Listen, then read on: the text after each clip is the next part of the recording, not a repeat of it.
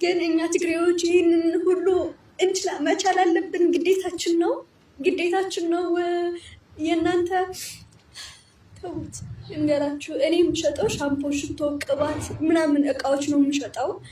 ግን እንደዛ የዞርኩ ነው የምሸጠው፣ ሰው እየጠየቅኩ ማለት ነው። ኖርማል ነው። ይህንን የምሰራው ነው። የሰው ግፍ ምንም አይመስለኝም። ለምጄዋለሁ፣ ተገፍቻለሁ፣ ምንም አይመስለኝም በልማድ ምክንያት።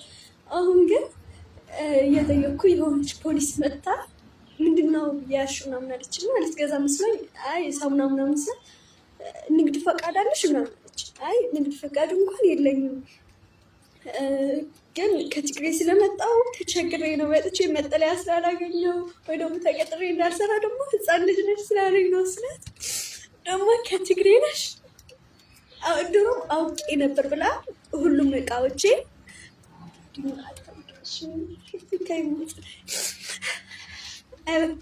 አይበክና አላለቅስም፣ ችግር የለውም። ምን አለች? ድሮም ከትግሬ እንደሆንሽ አውቄሽ ነበር ገብቶኛል ምናምን ብላ ወሰደችው ሁሉንም እቃዎች እና በእናትሽ የመሰፈሪያ እንኳን የለኝም ምናምን ስላት ይህንን ሰውና ይህንን ፊቴ ላይ ወረ ሴት ሆና ግን ይሄ የታክሲ ሆንሻል ብላ ፊቴ ላይ ወረወረችው። ተወርውረው ችግር የለውም። እኔ ተወርውሮብኛል፣ ፊቴ ላይ ተብሎብኛል፣ ምንም ነገር ግን ትግሬ ስለሆን ብቻዬን ግፍ መድረስ አለበት። የኔ ነው ይደብራል።